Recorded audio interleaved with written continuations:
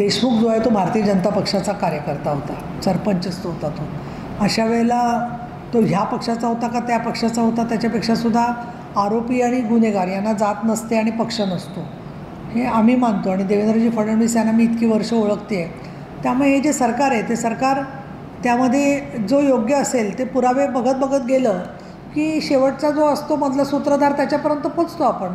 अनेक केसेसमध्ये असं झालेलं आहे की सुरुवातीला काही लोकांना अटक होते आणि नंतर धागेदोरे स्पष्ट झाले तर दुसऱ्यांनाही संबंधित लोकांना अटक केली जाते त्याच्यामध्ये जे आहे ती. प्रश्न आता मगस्त जो आहे की साक्षीदार आणि त्याच्यामधले जे लोक आहेत त्यातला जो वादाचा विषय आहे तो गंभीर आहे की कोणी म्हणेल त्या पद्धतीने विकास झाला पाहिजे, आम्ही म्हणू त्याचप्रमाणे विकास झाला पाहिजे आणि तो विकास झाला नाही तर आम्ही तो उधळून लावू, ही प्रवृत्ती बरोबर नाही आहे. आणि त्यामुळे या सगळ्याबद्दल परत तो होते जर वाल्मिक कराड तर त्याचे जयंत पाटील, शरदराव पवार, सुप्रिया सुळे सगळ्यांबरोबर संबंध होते, म्हणजे सगळ्यांनाच तो उपयुक्त होता. मग आता नंतर कुणा एकाच्यावर जास्त उपयुक्त राहिला म्हणून लोकांनी आक्षेप घेणं म्हणजे मला तर असं वाटतं की ते ज्याला आपण म्हणू की जेव्हा म्हणजे ती म्हण आहे ना इंग्लिशमध्ये की जेव्हा तो कुत्र्याला गोळी मारायची असते तेव्हा त्याला पिसाळलेलं म्हटलं जातं. त्यामुळे कोणाला कोण डोईजड झालं होतं वगैरे हे सगळे राजकारणाचेच भाग आहे त्यामध्ये.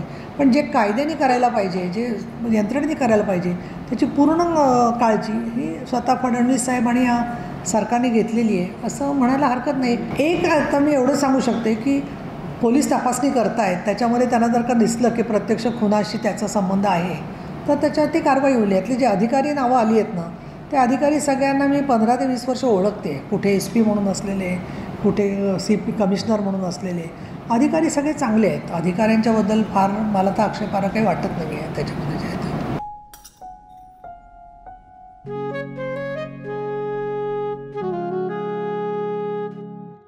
बाबा आज येताना बासुंदी घेऊन या ना. अगं कालच आपण आईचा वाढदिवस होता म्हणून आणली होती ना. ऐकलं, गोकुळची बासुंदी पुन्हा खावीशी वाटतेय. खरं सांगू मलाही खावीशी वाटतेय. पुन्हा पुन्हा खावीशी वाटणारी गोकुळ बासुंदी.